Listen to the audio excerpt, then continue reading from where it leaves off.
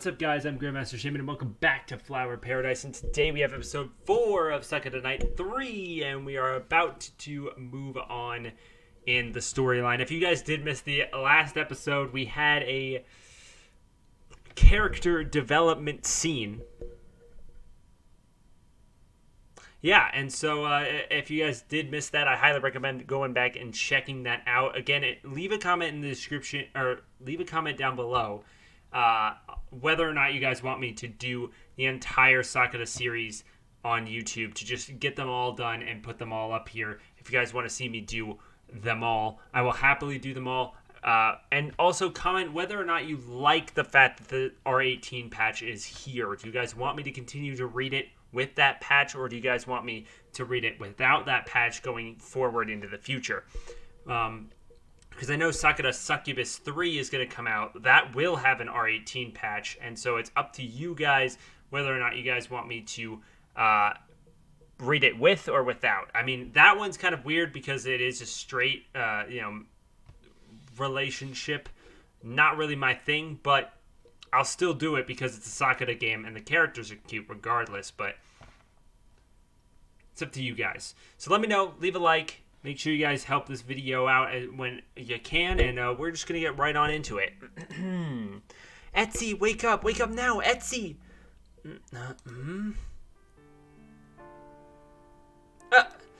I'm pulled out of my dreams quite suddenly by a pair of hands. Very warm, fuzzy hands gripping my shoulders. Said hands shake me back and forth roughly. My head knocks against the wooden headboard of the bed, and my teeth clack together. I could have bitten off the tip of my tongue. That's no way to wake up a lady. Not that I'm a lady, I'm a knight, but I'm still a female knight. What's going on? What is it? I sit up in my bed, my eyes snapping open. My hands find the covers and I grip them tightly, pulling them up around me to conceal myself. It's a cold night, and rather a lot of my flesh is exposed, but I feel hot. My forehead is burning and my skin is beating with sweat. I'm not coming down with a fever, am I? I'm so befuddled it takes me a while to finally register my surroundings. I'm at the inn. It must be early in the morning and the room is dark. I wonder what time it is. It feels like I'm sleeping for a very, very long time. I had a very vivid dream, too. The precise details of the dream are a bit hazy now, but I can remember bits and pieces. I think I was in a cave, I'm sure of that much. I was tied up, suspended from the ceiling. That dragon woman, Saga, that I think she called herself, was with me. She said that she kidnapped me and I was at her mercy. I certainly felt at her mercy, being trussed up so. My stomach and wrists are still aching, and they were bound by ropes, but when I inspect them, I can't see any marks. I look fine. I feel fine too, if a bit breathless. What's going on? Did she actually forget? Did it succeed? Did she succeed? Oh man, of course she fucking did, didn't she? Etsy? Rune approaches me. She rests one paw on my shoulder and her blue eyes heavy with concern. You okay now? Yeah, I'm fine, I guess. You sure? Rune cocks her head to one side. You were moaning. It woke me up. Really? I'm sorry. I didn't mean to startle you, Rune. It's late, so we should probably get back to sleep. Sleep? Is that okay? You sure you're not hurt? Not sick? Rune peers into my eyes. Her blue irises are very large and consuming, so deep one could drown in them. I do love her eyes. Like, look at the pink and the blue, like, mesh together. It's super good. Your dream must be vivid. You thrashed a lot, squirmed, thought you might being attacked. Thought maybe something bad happened. It's fine, Rune. I appreciate your concern, but you don't need to worry. It was only a dream. That's what I say, at least. But I'm slowly beginning to doubt myself. What was it that Saga told me in my dream? It was very, very important. I know I shouldn't forget it, but everything feels so hazy now. What was it? I think she said... Suddenly it comes rushing back to me. The fatigue, which hitherto chained my limbs all but dissipates and in my eyes widen with newfound panic. My dream was no ordinary dream. Of that I am certain. Saga enchanted me. She manipulated my consciousness while I was slumbering, and then she told me something truly chilling. She said, Etsy, what is it? I'm not sure if scared is the right word, but I am worried. Something very serious is going to happen. Rune, we only have 3 days to stop it. If we can't, all of Grimoire will be ruined. Ruined? Rune gasps. What do you mean? I heard about it in my dream, but it was no ordinary dream. It happened while I was asleep, but it was as real as you and I are right now. I heard it from Saga. She's one of Gunhild's underlings. She's been gathering an army of monsters. She means to use them to destroy all of Grimoire, then all of Lemuria. We have to stop her before she has the chance to strike. If she doesn't, thousands, no hundreds of thousands of lives will be at risk. This will be our biggest challenge yet. But does she not remember the cave? Does she not remember the cave? That'd be great. The actual cave part, the part that she wanted her to forget, just actually is forgotten. That would be great. Yeah? What, are you sure about this, Estelle? I'm sure. I've never been surer of anything in my life. My party and I are sitting at a circular table outside the local bakery. In a warm, sunny morning, and sky above us is soft pastel blue, broken here and there with clouds. It should be pleasant, relaxing day, but my nerves are so shot I couldn't relax even if you paid me. Now that the sun has risen, I've shaken off my prior sleepiness. I feel more convinced than ever that the dream last night was not, in fact, a dream. It was not a normal dream, at least. That's what I'm trying to convince Tart of, but she doesn't seem to believe me. You said you were asleep, didn't ya? Tart raises an eyebrow. This all could be in your head. There's no point of getting worked up over a silly dream. But it wasn't just a dream. I might have been asleep, but I'm sure Saga was communicating with me. She was using magic. She sounded sincere about everything she said, too. She's been gathering up an army in the shadows for months, and she means to attack. If we sit back and do nothing, we'll all be in grave danger.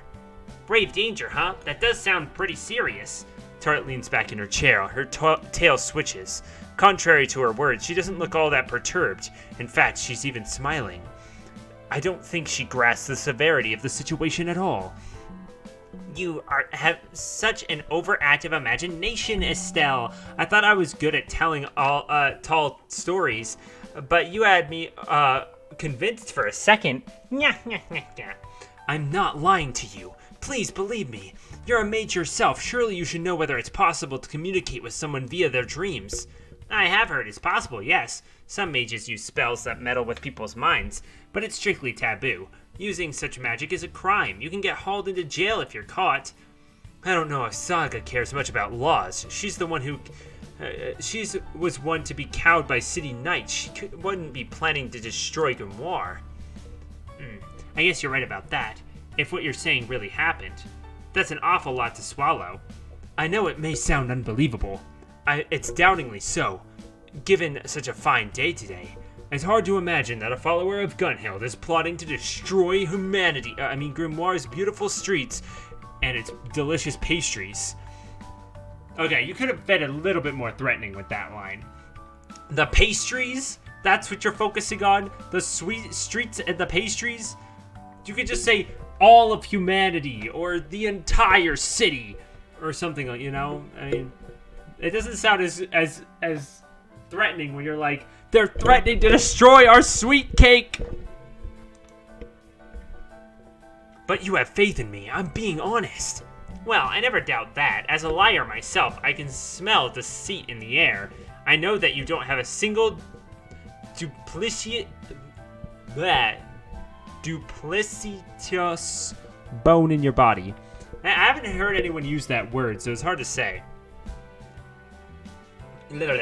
I was more afraid that your anxious personality might be blowing things out of proportion, but perhaps it's better to be safe than sorry.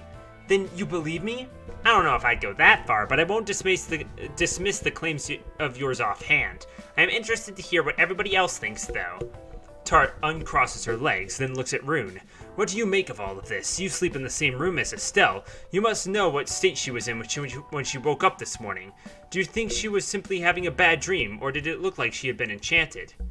Rune is busy eating a sugary confection but she sets it to one side upon receiving this question. She ponders it for a few moments, her ears twitching, then she replies in a cool, definite tone that brokers no room for argument. I believe. I saw how Etsy woke up, shivering, afraid. She no lie. Her dream no dream. It was real, I know, could sense it. She enchanted. Tart tips her head to one side. A few locks of her soft lavender hair curl around her cheeks. I know you're more perceptive than a normal human. Rune, can you really spell magic in the air?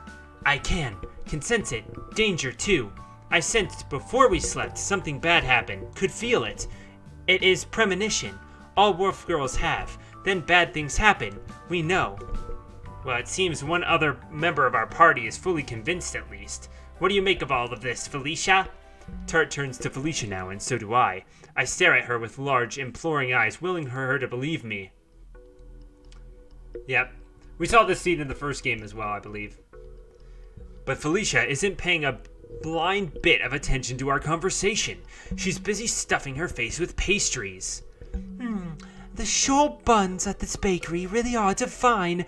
There's nothing in all of Grimoire that can compare to them. The lightness of this cream, combined with the flaky pastry, is simply heavenly. I feel as if I can eat 10, no 20 of these in one sitting. I could have them for breakfast, lunch, and dinner for as long as I live. I'll never tire of them. Eating these feels like falling in love.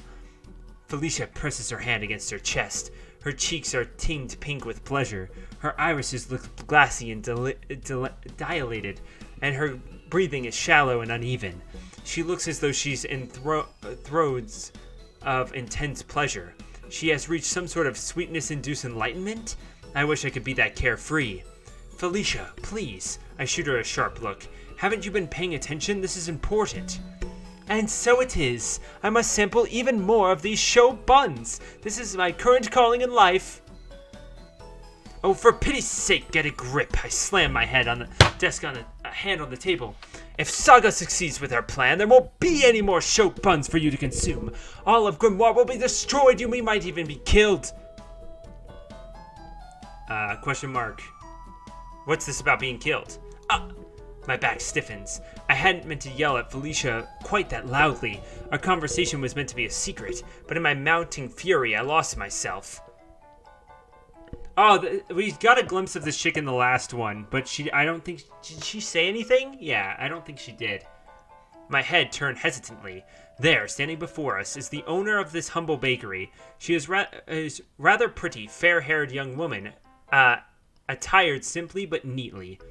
My party and I favor this bakery above all others, and we come here often. I've conversed with the owner briefly on a few occasions. She seems friendly enough, but I never did manage to ask for her name. It's not like we're particularly close. I don't want to drag her into this mess. My apologies if I interrupted you, she smiles sweetly. I hear you're conversing from inside the bakery, so you sounded so intense. I was afraid you were having some kind of argument. I couldn't catch what you said very clearly, mind, but what little I did hear sounded very serious. Who, pray tell, is gonna die? What? That's, My mouth flaps open and shut helplessly. I can feel my face burning all the while. I have no idea how to respond to this. I know Felicia, Rune, and Tart well enough at this point, but I don't feel the need to query every other thing I say. They're my friends, and I trust them not to turn against me. I'm just as awkward as ever when it comes to speaking with strangers, though. I have always hated being at the center of attention, and being stared at by this woman, pretty though she is, it's not doing much to calm my shaken nerves. Maybe I should try to explain the situation to her, but how can I? She's not an adventurer, she's just a baker. It doesn't need to be, she doesn't need to know about Saga, or about her plotting, or Grimoire's promised destruction. If I told her any of that, she'd surely worry. As a knight, it's my duty to protect the peace. I can't let the common civilians of Grimoire panic. But what can I tell her other than the truth? How can I pass this off as a mere misunderstanding? I always have been awful at telling lies. Knights must be honest, upstanding citizens. They should never ever speak to deceive other people. Yeah, what is it, dear child? If something is bothering you, I would appreciate it if you told me. I hate to see you tremble so. Won't you tell me what ails you? Oh,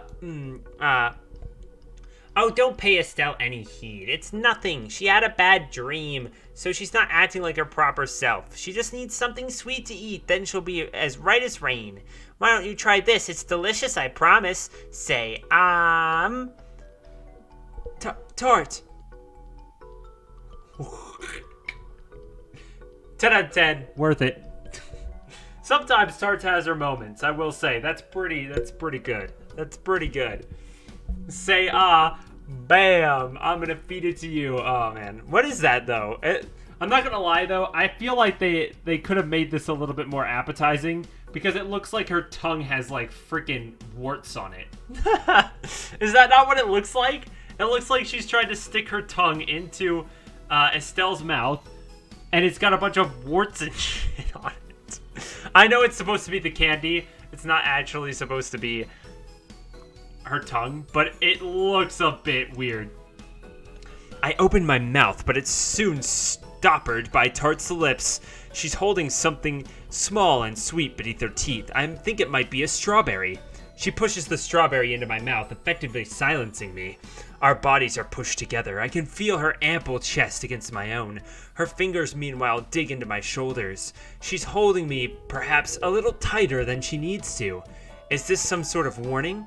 I guess this was all an elaborate ruse to shut me up. Tart spent enough time with me to know that I babble when I get nervous. She must have been afraid that I'd spill the beans to this poor woman. Well, I guess that's one way of keeping things under wraps. I feel like this lady's probably, like, on the demon side, but, I mean, that could just be by appearance only. I do like her outfit, though. That's a really cute outfit. Of course, you need the top to pull it off, and everybody's got tops, except for me. Oh my, how charming! The baker watches the pair of us. Tart's lips are still pressed against mine, a smile adorning her pretty face. You two girls must be awfully close. Really? I've always thought it would be nice to feed someone in such an intimate manner. I wish I had a pretty assistant I could do that with. I would make baking 10 times more fun. I quite concur. Your cho pastries are delicious, fair madam, but I think there'd be even more if I could share them with such a pretty girl. It would be particularly lovely if she would deign to lick the cream off my cheek with her tongue. Oh yes, that does sound really lovely. I'd love it if a pretty girl could lick cream off of my body. Or chocolate. Chocolate is a good option too. Now I'm getting all sorts of ideas for new recipes. Meeting you girls must have been fate. It's karma. I'm positively overflowing with inspiration for new pastries. I'll pipe them with delicious daubs of whipped cream like young girls in frilly dresses. Then I can imagine taking off those dresses and caressing them with my tongue. Why is everyone so okay. Cute girls, I mean pastries really are the best. Aren't they indeed? Oh, ho, ho, ho. Huh? Rune's brow furrows. What they mean, I no get. That's fine, Rune. Felicia ruffles the top of Rune's head. You'll understand when you get older. I am older. Already adult. Old enough to know. What you talking about? Oh, just the birds and the bees. And the pastries. Huh? Rune looks even more confused about this explanation. I don't want birds or bees in my pastry. That would taste bad. Felicia laughs at this, and as does the baker. She seems to have forgotten about what she overheard. Felicia and Tart were able to distract her most magnificently. Felicia might seem like an airhead, and Tart might be awfully convening, but they're pretty reliable when they want to be. Phew. Tart draws away from me. She drops her voice to a whisper and she says, so softly only I can hear it. At least we managed to keep that under wraps. If the cat had gotten out of the bag, it would have been really bad. Now. She glances at the busy streets, her arms folded. I think we should tell Alex about that dream of yours. I think so too, and it would be the best course of action. If Saga really does mean to destroy Grimoire, we need to be on our guard, and that's an understatement. If I'm ever going to be a knight like my mother, I'll need to take a stand, no matter how scary the upcoming fight may be. I can't afford to back down. I'm my mother's daughter, and all said and done, I intend to prove that. Just as my mother defeated Gunhild, I will defeat Saga. I'm going to protect Lumuria's peace, and I'll do it with my friends by my side. Together, we're unstoppable. Y'all, so you're saying you know who the culprit behind the increased monster activity in the woods is? Yeah, that's right. She communicated to me directly within one of my dreams. She told me that her name was Saga, and she's one of Gunhild's underlings. Gunhild might have been defeated, but Saga is still alive. She's been plotting for a long time to take revenge, and I think she means to destroy all of Lemuria. My, that is quite a story. Alex massages her chin with one hand. There's a thoughtful expression on her face, and her brow is furrowed. Are we certain this wasn't just a bad dream? No, it wasn't. It was much too real for that. She tied me up inside her lair, and I could feel the ropes digging into my skin. There's no way something that detailed could be a mere dream.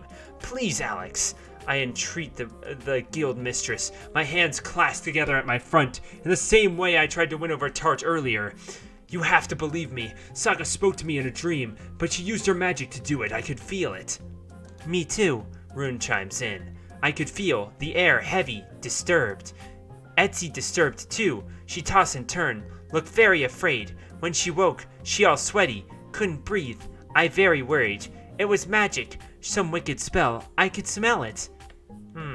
Magic, Well, that complicates matters. I don't have a single drop of magical blood in myself. I'm not sure what kind of talented mages are capable of exactly, but communicating with someone within their dreams sounds like an advanced spell. This Saga, whoever she is, must be quite formidable. I'm not so sure about that exactly. Oh, there it is. This is the scene that you guys would have missed in the second one. Yep. I cast my mind back to the very first time I met Saga, not in her hidden lair, but within the woods. Felicia and I went for a walk beneath the starlit sky when we heard her. She was crying out in fear.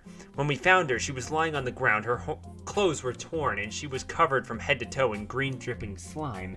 She might have access to some powerful magic, but I do wonder if she knows how to wield it.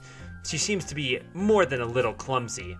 But I can't take her threats lightly, not with the fate of Lemuria hanging in the balance. I mean, that's how it be. I don't think she was lying to me, though. She sounded very earnest when she told me of her plans. She was assembling an army of powerful monsters. She said she means to launch an attack on Grimoire in 3 days and burn it to the ground. We don't have very much time, but we'll have to do our best. It's imperative that we deal with her before it's too late. Ah, my cute, lovely Estelle. Felicia sighs happily and cups her cheeks with her hands, as she often does when she's eating a particularly delicious pastry.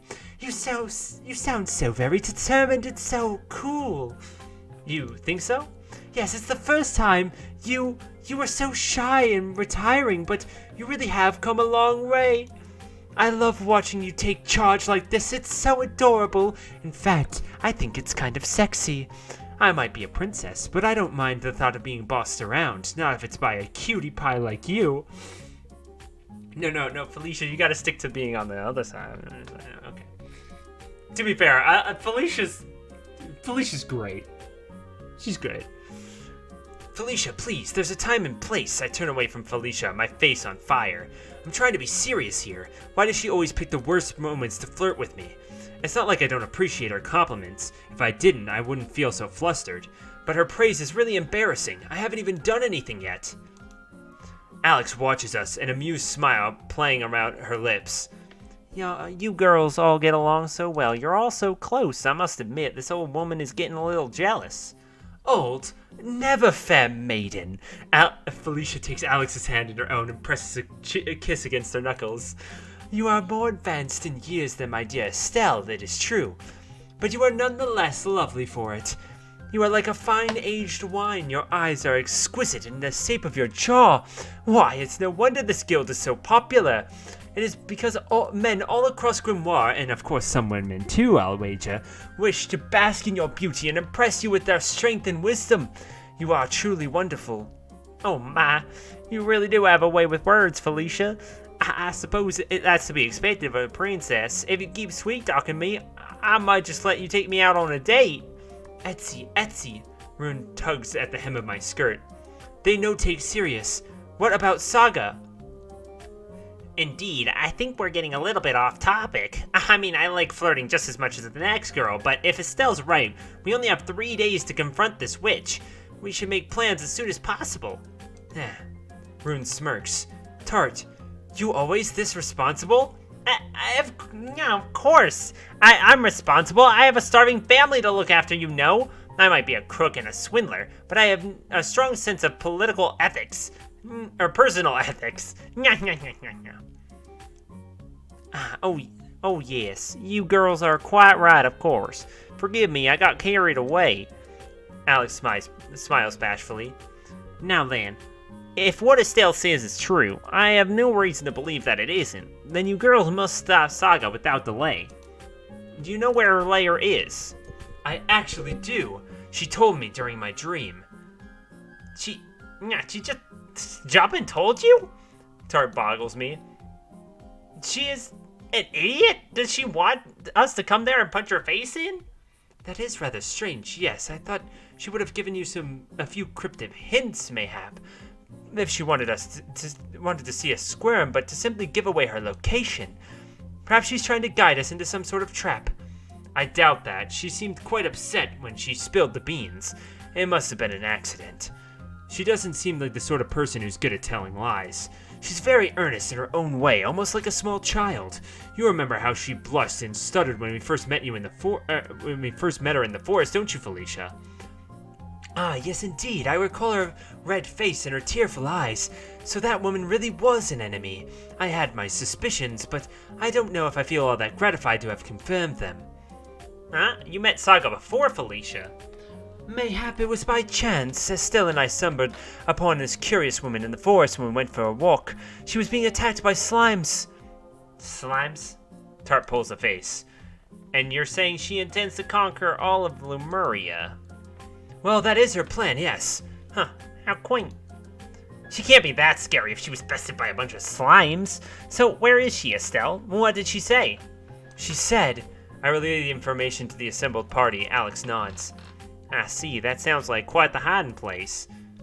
Do you know where the Hollow Glade is, Alex? I do. It's deep within the woods, a 2-day walk or so from here. There's all sorts of strong monsters prowling around the parts of the forest. It might be dangerous. You girls had best be careful. I always am. I won't let a few rotten monsters get in the better of me. I'm much too quick-footed for that. Quick-witted, too. It'll be fine. I fight, not afraid. Me neither. I want to be a knight just like my mother, so I won't back down, no matter how many monsters I have to fight. I'll face them all without flinching, and I'll dispatch them with my mother's cherished sword. I'm going to do my best. Now that's what I like to hear, y'all. Now, it might be hard to find the Hollow Glade without any kind of guidance. I wouldn't want you to get lost. Fortunately, I happen to possess a map of the whole forest, with all the major locations marked off. Let me fetch it for you, and it should be a great boon for your journey. Alex reaches beneath the desk and retrieves a folded map. She then hands it to me. Here you go. This should help you on your journey. Thank you. I'll take good care of it. I know you will. I have faith in you, Estelle. It wasn't that long ago that you first came to the guild. Felicia and Toe asking for work. I was skeptical, I'll admit. Perhaps I didn't treat you with the respect you deserved, but now, after knowing you all these months, I've come to realize what a hard worker you are. You're a very sweet-natured, earnest girl. You always do your best and you never give in. That's why I'm sure you'll be able to do this. I appreciate your support, but what if I can't do this after all? What if I fail? You won't. And now we have another hugging scene. So, this is a good place to end off this episode. Next episode, we will get to the actual adventure. And I hope you guys did enjoy. Make sure you guys hit that like button down below for me, because you already know your support's greatly appreciated, as well as subscribing to the channel if you have not done so already. You can check out any of the links in the description, previous series, and let me know in the comment section if you guys want to see more Sakura games that I have not published on YouTube yet. I can publish all of the Sakura games at some point if you guys want me to. So we'll see you all next time.